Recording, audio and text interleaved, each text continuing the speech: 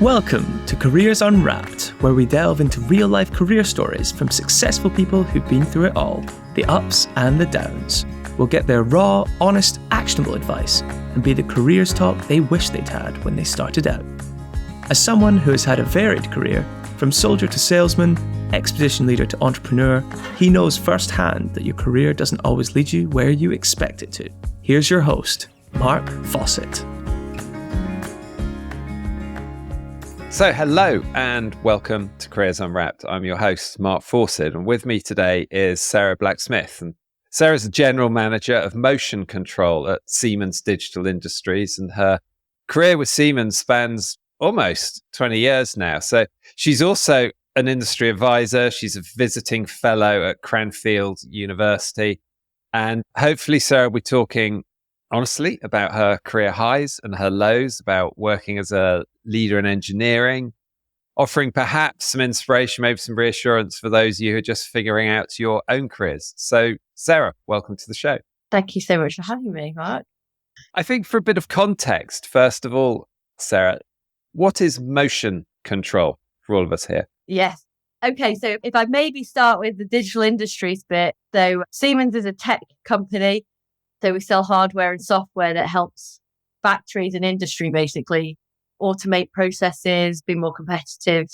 So yeah, one part of that is motion control business unit, which is I'm responsible for. And so we have products that range from CNC controllers through to drives and inverters that basically control motion, control the output of a motor. So an example being baggage handling. So if any of you have been on holiday recently through one of the terminals in Manchester Airport, for example, then drives control the baggage handling system. So you get in your bag through the control of drives, but through the control of motors.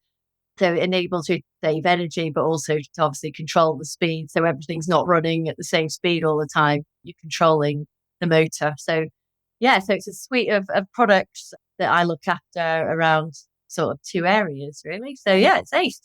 And how many people are part of this? How many are in your wider team? So we've got 21 people in my business unit, and then there's about 500 people in Siemens Digital Industries in Manchester, well, and around the UK and Ireland. So yeah, I suppose that's an interesting point in a way, because it's not necessarily who I'm responsible for is just one tiny bit of it. And actually it's the interface with all of the different areas that you need to be successful. So we've got our customer business center colleagues, we've got our sales colleagues, for example, and I need to be working well together with all of those people in order to be successful. It's not just about having the people that are directly reporting into me. So, but yeah, it's interesting dynamics and lots of different people to meet and develop good relationships with, which I think is key in anywhere you're working. And what are you working on at the moment, if you're allowed to tell us? What's in your in tray in the week ahead? So a lot of my work is working together with our partners. So we go to market with a number of different companies that are partnering with Siemens Digital Industries. So I'll be talking to those people quite a lot. We have one of our customers, BAE Systems, who manufacture defense equipment. So they're coming into our Congleton factory for a visit. So I'll be going over to support that and do an introduction. So yeah, a mix of going in the office for visits and things, meeting with customers, and then other topics around with our HQ, for example, like a call with our HQ to sort of review our progress and where we're up to, where we need support and where we need to make improvements and things like that. So it's a bit of a mixed bag of things. And does that also give you commercial, financial responsibilities in the role as well? Yeah. So I have two colleagues that work alongside me who are responsible, who are commercial partners, if you like. But ultimately, yeah, I've got profit and loss responsibility for the business unit that I look after. But a lot of it is done, like I say, with the support of others to make sure that they can translate some of that for me and help me make the right decisions, and that we can bring the right people in to make those decisions as well.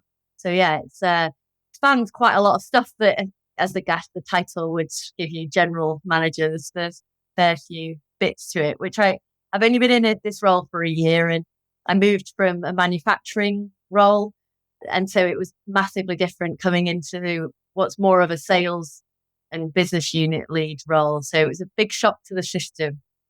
I think it's something that we often surprise people with, is that when we're talking to people in engineering roles, those might be software, hardware engineering roles, that it becomes far more than that. It becomes far more than being the engineer. It's about relationship building. There's commercial aspects, there's sales aspects to it. As you say, P&L, so there's business leadership aspects to it. When you started out, is that sort of breadth of opportunity something you were aware of? No, when I started and when I originally picked what I was going to do at A-levels, it was completely based on wanting to become a mechanic in an F1 team. So I was like, I picked maths and physics at A-level and French. It was a bit random. And yeah, so I picked those because I wanted to do mechanical engineering, because I thought that was what I needed to do to be able to bag one of those roles. So that didn't go to plan, but we could talk about that later. But really did not know when I part of the year, and I had to do a year in industry when I was at university, and I joined Siemens at that point as an intern effectively. Yeah, it was doing improvement, sort of lean manufacturing training with the shop floor teams.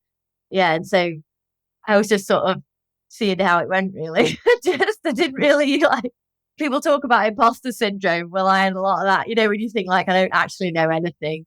If someone's going to figure out that I don't really know what I'm doing. So you do learn as you go along, don't you? And you overcome some of that. And then not in other times when you go into another new situation.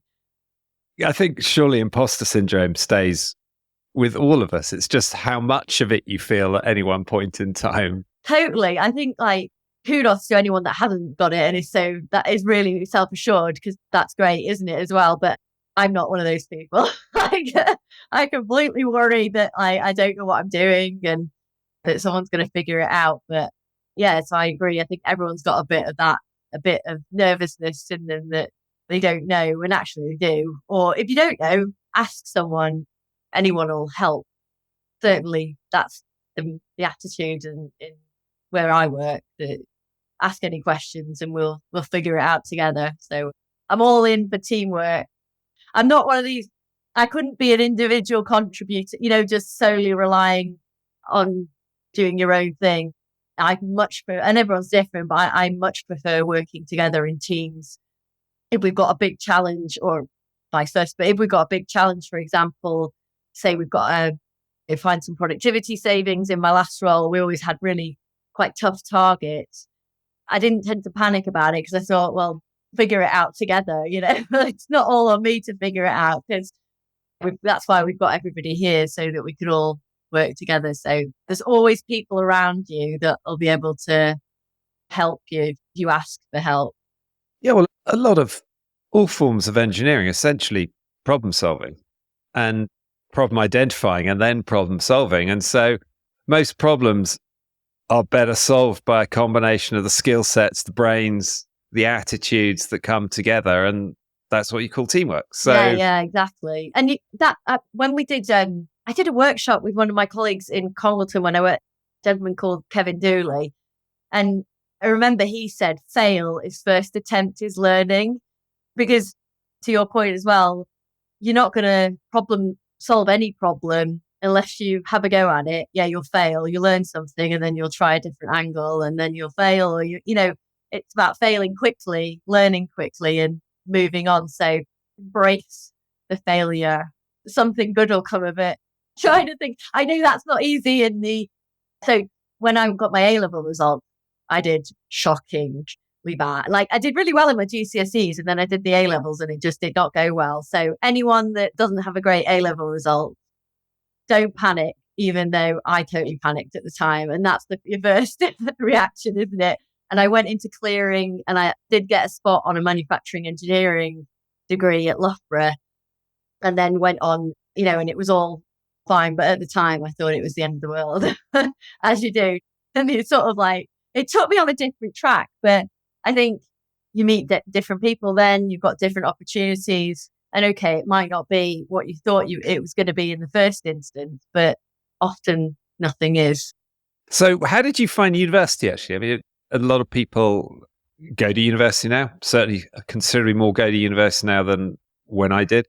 And was it a place of working really hard for you, of playing really hard? Loughborough is known for its sport as well. How did you find that whole experience of being at university? Yeah, it was Loughborough.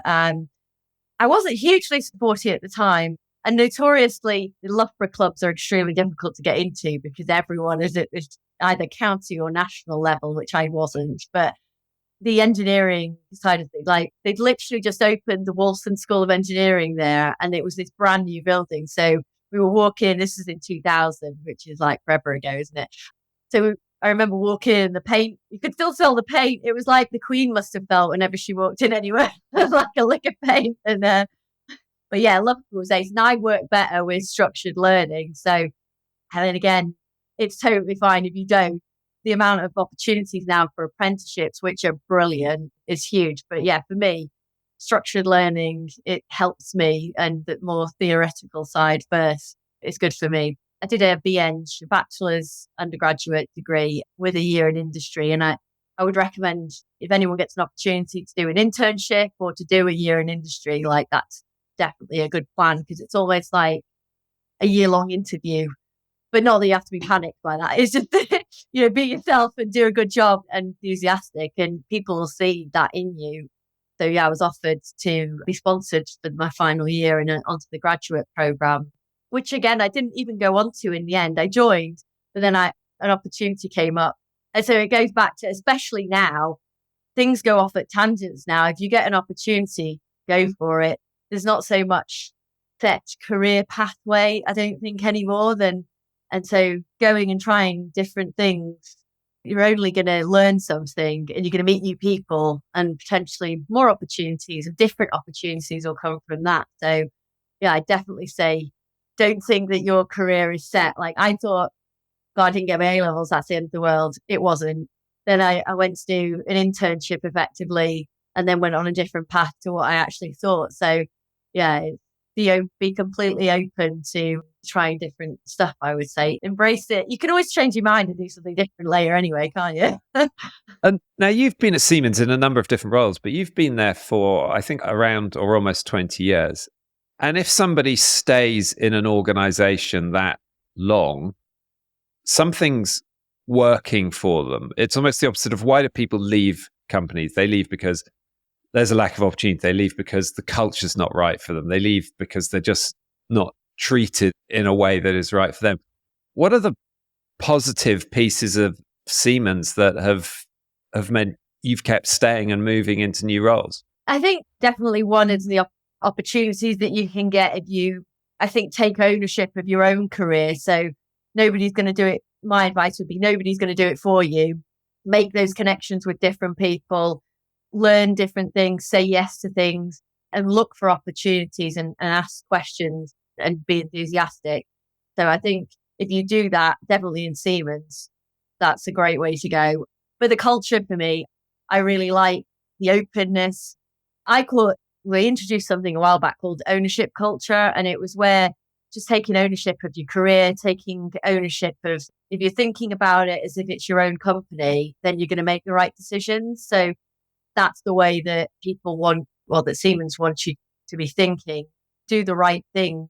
So there's a high level of giving people ownership, so a bit of autonomy, which I think is great, but it's really inclusive place to work as well. So there's a lot of support available for different groups of people. We've got a lot of employee networks, and it's really can give feedback quite openly. And that's not always the case, is it? Some people obviously are challenging to give feedback to, but generally it's a place where people are open to new ways of doing things. They're open to receiving feedback, which I think is key to make sure that we don't have a blame culture, which I've seen, you see or you hear of things in different companies. And I think what we need to be doing is creating a safe space in our company, which I believe we have, so that we're not looking around us thinking we've got to protect ourselves from the people within the business. we're looking outwards thinking, right, how do we make ourselves as competitive as possible? How do we make a difference in society? And how do we solve some of these biggest challenges that we can help contribute towards? So yeah, I think creating a safe space to work is probably one of the main things if I was to have gibbered on. So that was, I think, like, if I was to pick one out, I feel like it's a safe place to work where you can be yourself, like you can bring your whole self to work and enjoy working here. So much about engineering is making things better, and they hopefully then leak through into the world for the rest of us, just going about our lives. And just almost to illustrate how work makes a difference. So there are things that are in the rest of our lives that your work runs through to and makes things better quality, faster, cheaper. You mentioned earlier baggage control at Manchester Airport, and everyone has good stories and a few people have horror stories about baggage control in airports. But what are you thinking? Do you know what? I made a difference there. My team made a difference. That's a good question. I think I would probably, because I've spent more time in manufacturing, I feel that we're using our own technology within the factory. If you've ever been to Congleton, so if anyone, I hadn't heard of Congleton before I started working there 11 years ago, but it's just 40 minutes south of Manchester. And one of our factories is based in Congleton. There's about 500 people work there. And we in that factory class ourselves as, trying to manufacture Siemens portfolio using Siemens portfolio. So i.e. we're utilizing our own tech wherever possible to give ourselves the advantage that all of our customers get. So, and through using that, you make yourself more efficient and more productive. And ultimately, what it's all about is remaining competitive, keeping manufacturing in the UK and keeping those 500 people in a job for generations to come. That factory's been there for 1971, it was established. So what's that? So I'm crap at maths, believe it or not, like 50 odd years. And we want it to be there for another 50 odd years, making the latest portfolio of drives and inverters. And so for me, it's making UK PLC as competitive as possible. So if that's putting an inverter on a motor or a drive on a motor that makes it more efficient, that means your energy costs are being reduced, which means then you're paying less for energy, which in today's prices, it can go a long way. Whether it's automating parts of factories. So there's a lot of portfolio that we sell in DI where you're able then to automate things that people then don't have to spend time on. And then they can spend time on more value adding parts parts of their role that they need to work on, or they can save money on the processes, which reduces costs to the end users of whatever it is they're manufacturing. But again, it's keeping sustainable business and making us in the UK as profitable and as competitive as possible so that we keep manufacturing here. We keep jobs for all of the fantastic people that are listening to this podcast and make sure there's a great future for the UK to be making things, because it's really important. And during COVID, where it was highlighted our lack of manufacturing ability in certain areas, and there's a huge opportunity for us to grow the manufacturing industry and some fantastic people and amazing opportunities for engineers and potential engineers of the future to join us and keep the UK a fantastic place to work, which I think it is. We come up with fantastic innovations and new ways of doing things like you mentioned before. So we need to keep doing that. We need to keep putting new tech in, whoever's tech it might be, and whoever working together to solve some of these big problems. But I'm keen on UK manufacturing. I think that interestingly connects to a question that we had sent in by one of our listeners, a career starter themselves, which is that in a competitive and technology driven field, how do you and your team actually stay at the forefront of innovation? I mean, for us in the region, we're more of a sales function, but ultimately, even in sales, it's about thinking, right, how can we do things differently? How do we need to change our messaging? What new technologies are coming out from our HQ that we can say, right, what's the value in this to our customers? But from a manufacturing point of view, it's in our Congleton factory, if I take it, for example, we've got an innovations manager whose sole job it is to look at, make sure that we're creating an environment where people can be creative. So the R&D team in Congleton has Fridays, like not off, but they have like fun Fridays where they just do different activities, try and stimulate different ways of doing things so that you come up with new ways of thinking. And similarly with the manufacturing team, I mean, it's a bit more controlled because you're working within processes that need to be approved.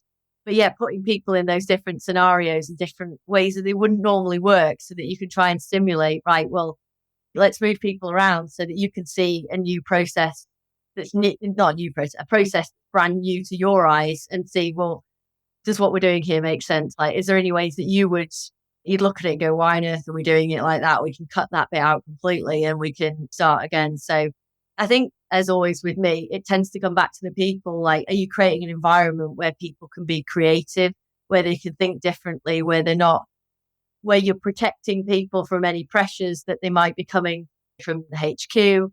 You've got that environment where people feel safe again, because ultimately, if we don't feel safe, we're not going to be creative because we're going to be too worried about the things that are going on around us and not being able to focus on doing something different and thinking of new ways of working.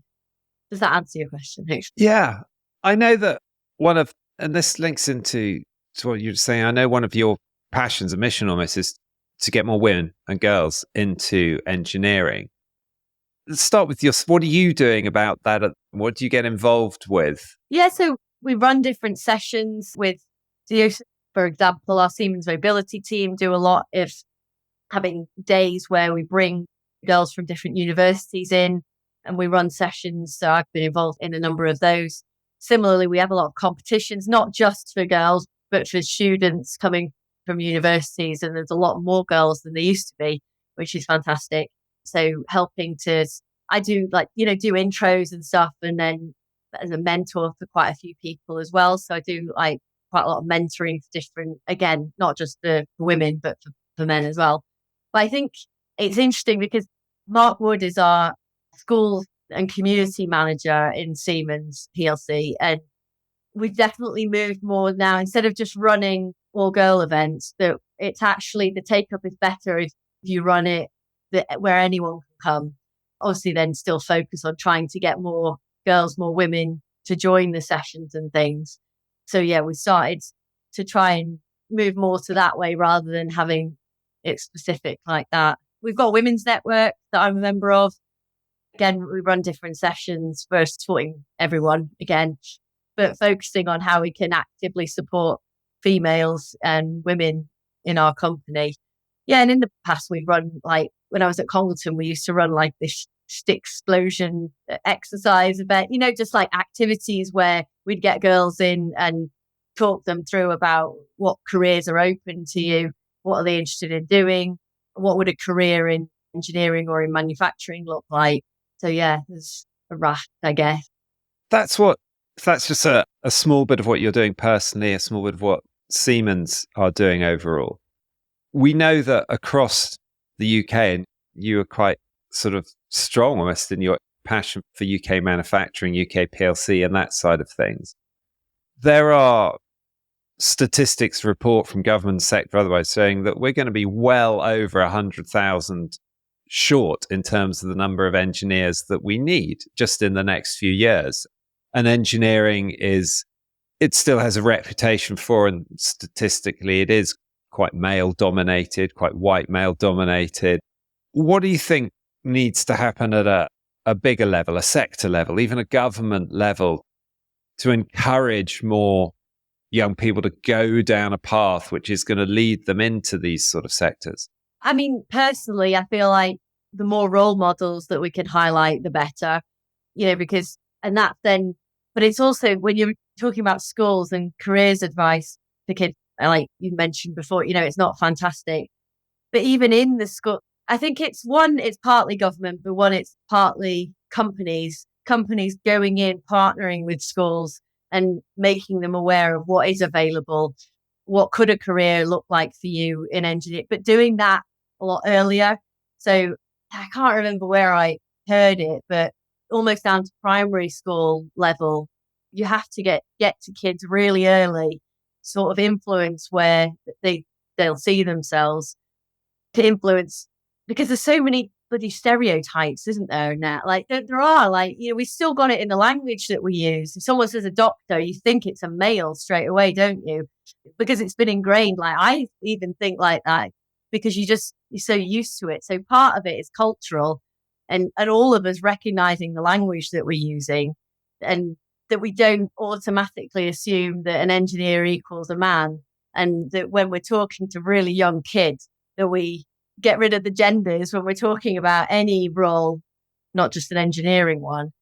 So yeah, I think starting really early at schools, putting engineering front and center, all of the STEM side of things, like right from that younger years. This is my personal view. So like, is anyone listening for all the schools and that? But because when you go into schools, I think we've had examples where you offer to provide, for example, equipment for doing different things, but the teachers then don't know how to use them. So if they don't know how to use them, you can donate as much equipment as you like, but it ain't going to get used because it's like any of us. If you don't know how to do something and you've not been shown, you'll just be like, oh, we'll just leave that on the shelf over there. And if anyone eventually does know how to use it, then it's making sure that it's not just equipment, it's putting in place the training, the mentoring for the teachers that are in the schools, as well as putting in all of the right courses and just showing people what's available at a really young age and influencing that, and getting to the parents as well, because it's going to take ages to change the culture. I was talking to a lady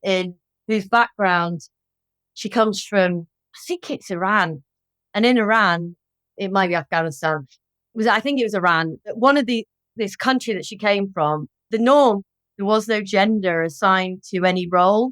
So women they would look to do any of the same roles that men would typically apply for or decide to go for.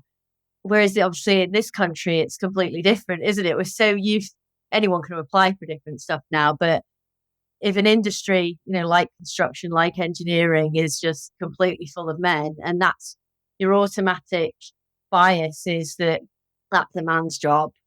And lots of people in these industries still probably think it makes it really difficult to, one, encourage anyone to go into it. And then when they get into it, the few people that do go into it are still experiencing those biases. Then it's not really a place where you feel safe, is it? Have you had to face up to that sort of bias at any point?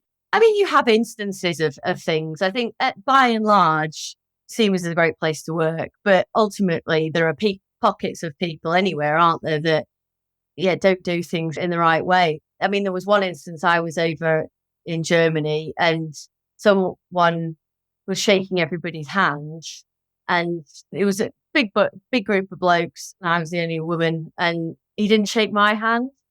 And I don't know if that was because, one, he thought I was a secretary, in which case, though, why would you not shake someone's hand anyway? That was that.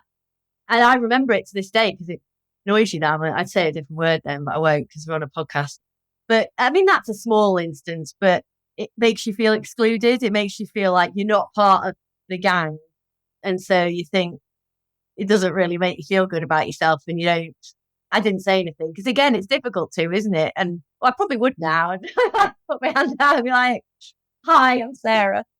But you say small incident now. It obviously wasn't a small incident because it's still very much stuck in your head. And if you're talking also about younger girls, young women looking at entry points to different careers, and that one little thing happens that somebody may not even notice that they did, that can be enough a trigger to say, forget it. I don't want to go down that route. So there are many cultural issues that do just put stoppers on younger students saying, I'm not that type of person. I'm not mathsy.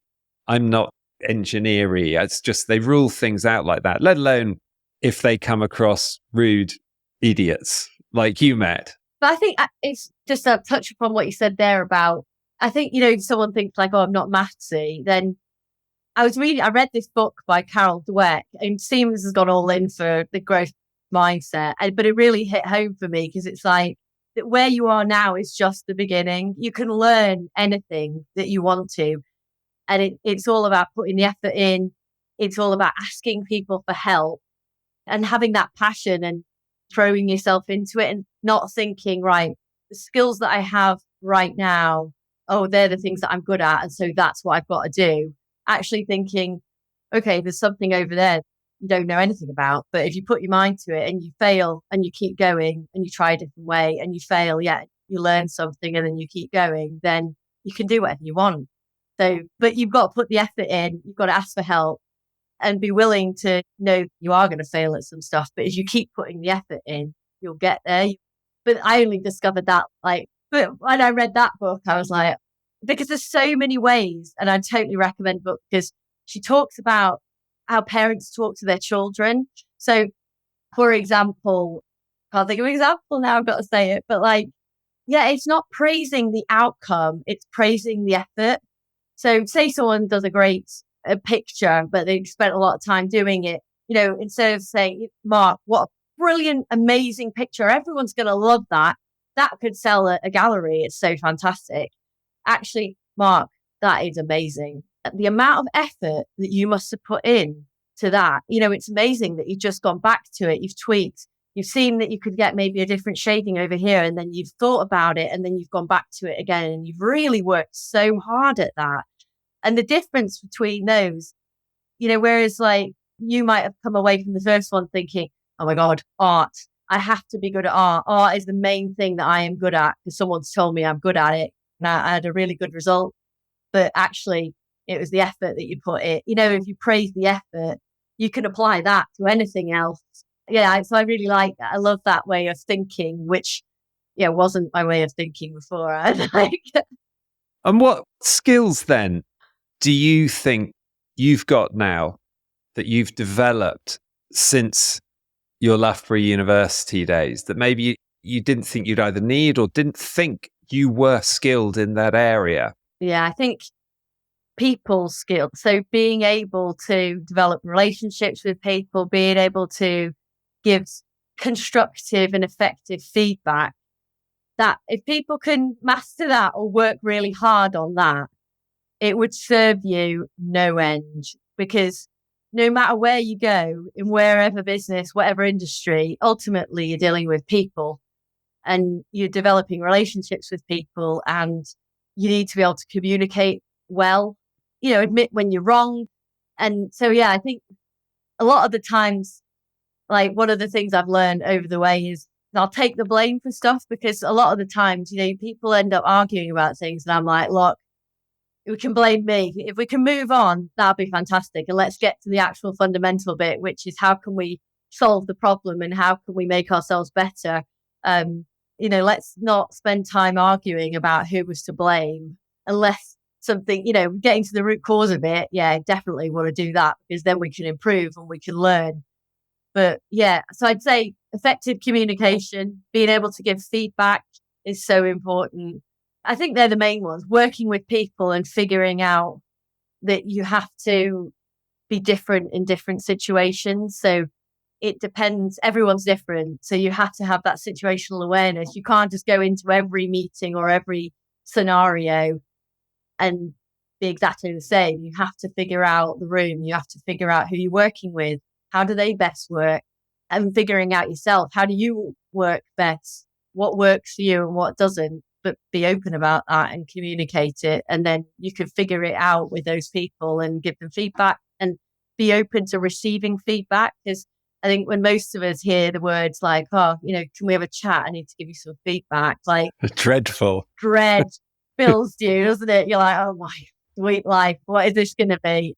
Can I see you in my office shortly? Quick meeting, quick catch up. You're like, oh my God, what is this?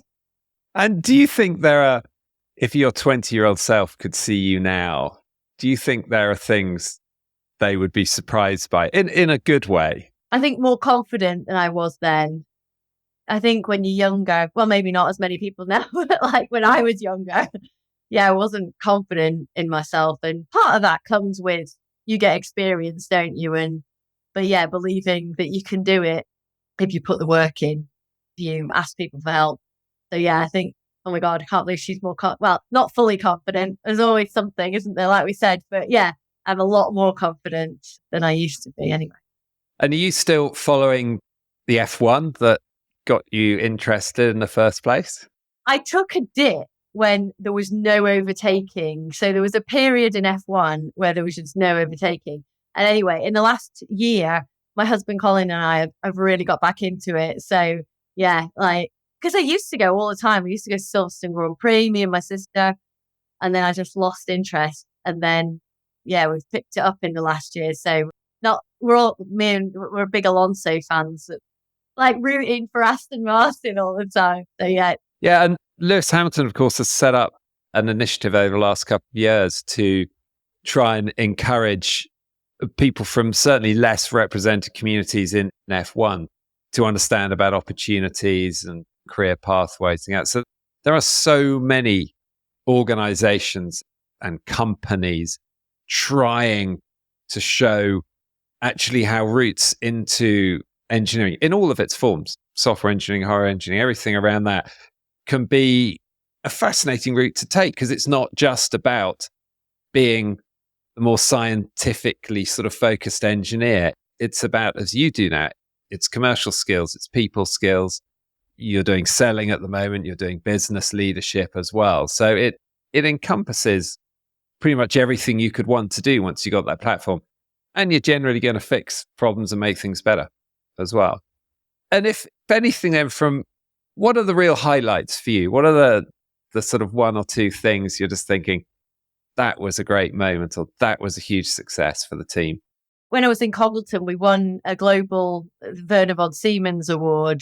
And it was like a culmination of probably like 6 years' work of transforming the factory, bringing in a lot more digital tools and automation, robotics. So that was really nice, because it was a nice recognition for all of the team for all the hard work, because it's hard work a lot of the time.